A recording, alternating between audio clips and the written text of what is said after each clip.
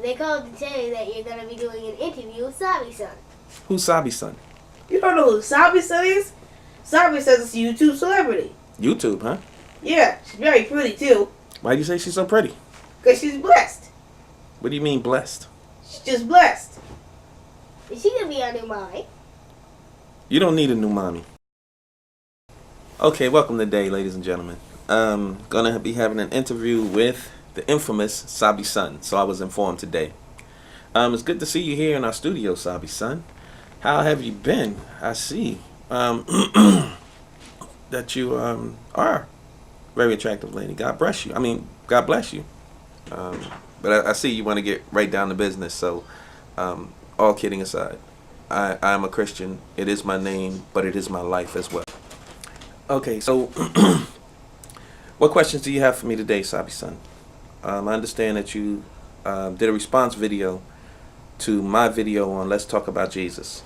And you had all these many questions. So what questions do you have for me? I can't answer questions for other people who call themselves Christians. I can only answer questions about my own personal Christian walk. So if you have questions, go ahead, fire away. I'm ready. Do you believe in God? What makes you believe in God? What makes you so sure that He's real? Yes, being a Christian, of course I believe in God. How do I know that God is real? Well, Jesus said two things before he left the earth. One thing that he said is that, I must leave. I must go. And he said, but even though I'm going to go, I'm going to send you a comforter. But in order for me to send you that comforter, I must first leave. And that comforter is the Holy Spirit. Now, the first thing is Jesus leaving. The second thing is the comforter. Now, archaeologists have found all types of remains throughout history. Even Mary Magdalene's remains they have found. But they have never found any physical remains of Jesus Christ. So that's one thing. He did leave. And any evidence of him not leaving can't be found. The second thing is that he promised to send a comforter. And that is the Holy Spirit. Now, all you may look at, they can promise you some of anything and everything that is on an earthly level. But on a spiritual level, they cannot promise you the Holy Spirit. And the Holy Spirit clearly identifies Jesus Christ as God.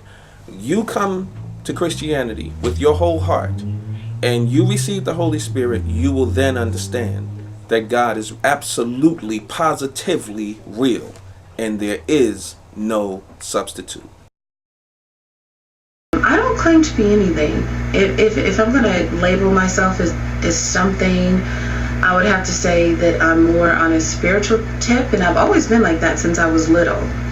The Bible really never made sense to me. It was like a lot of contradiction in its stories, and who God is and Jesus, and I hate to be confused about anything, or I hate when someone's telling me to believe in something that they can't explain. I understand that the Bible will be confusing to you, and especially when you're listening to people who don't really know the Bible. A lot of religions that call themselves Christians or followers of Christ are not really, and they have books and things that they've rewritten and taken things out to suit their own purposes, so it's going to cause confusion.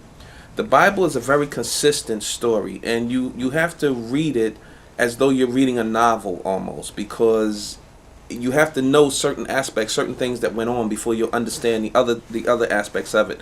You can't just jump into the middle of it. It's like jumping into the middle of a movie. You'll enjoy parts that you see, but you're not going to really understand the whole idea behind the movie and what the director is trying to get to. So when you're trying to understand what it is that God is telling us in His Word, first of all, Jesus said that the Holy Spirit is going to lead us into all truth. If you don't have the Holy Spirit, you are not going to find the truth.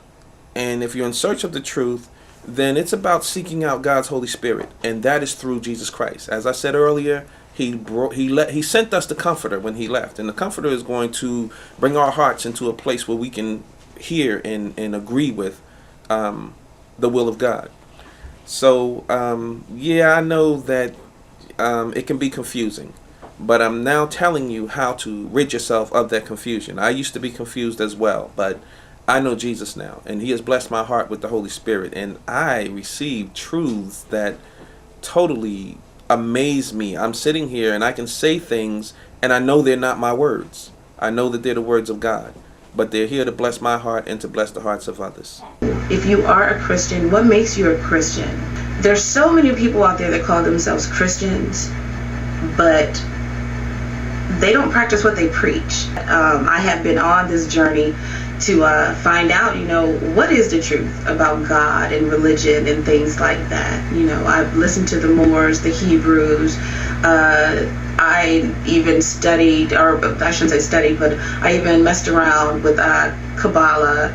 I did Buddhism. I've been looking and searching, and something's always there to point me out into a different direction. I'm not here to offend anybody, and I'm not going to say I don't believe in God, I don't believe in those things, but I just wonder sometimes, what makes people Christians? And what is Jesus? Who is Jesus? Do you believe in him, and why? And who is God? What is God? Do you believe in him? Why? Or ask people, have you ever prayed to God and your prayer was answered? They say that God is a loving God, but some of the stories I hear in the Bible, it's kind of like he doesn't sound so loving to me. That was a lot of questions, but I think I can keep it concise. The bottom line to if I am a Christian, yes, I am a Christian, and I am not a Christian by name. I'm a Christian by lifestyle. My soul has changed. My whole existence has changed because of Jesus Christ. One day I'll explain to you who I was and who God has made me today. But for right now, I want to stick to your topic here, or your question. And I love this man. I love him. And I love him like a close brother. I love him like a father-son relationship. He is just everything to me. Getting to know him, getting to fall down on my knees and to open my heart up to him, and to allow him to come into me and to learn from him, learn of him, and for him to teach me. Man, he has guided me in ways that no one has ever cared to guide me ever in my life. So yes, Jesus Christ is the Son of God, to answer that aspect of your question. God is the creator of all of our universe. Jesus was here from the very beginning. Go back to Genesis. He walked with God. He walked with the Holy Spirit from the very beginning. When God said, let us make man in our image. You understand? He was speaking to someone. So God is the Almighty. That's it. There's nothing higher. Jesus Christ is his son. He was necessary because of our wayward decision making, because of us being know-it-alls and not knowing a thing. He paid the price for that. He took that upon himself and loved us so much that he guided us out of that darkness, out of that wilderness. So God is everything. Jesus Christ is everything else. But it still just doesn't make sense to me. Someone who's so loving and so caring, and someone who can forgive you and things like that, would sit around and watch you suffer. You know what I mean? So, do you believe in God? If you ever had some kind of miracle happen to you, was it God or is it just the universe? If you were born a Christian, then you're going to stay a Christian, and you're going to pretty much believe what was taught to you. You don't go outside of that and question things. Are you a Christian, or is that just your name? To me, being a Christian is more than just a name. It is the name you wear because you claim to know Christ. But it's more than just a name to me. It's a lifestyle. It is a chosen spirituality. It's not just a religion. So yes, it's more than just a name that I carry. All right, people. Peace out. Get at me, Christians. I love that man. And ain't nothing funny about me. I love Jesus. He has introduced himself to me in such a way that makes me unable to do anything else but love him.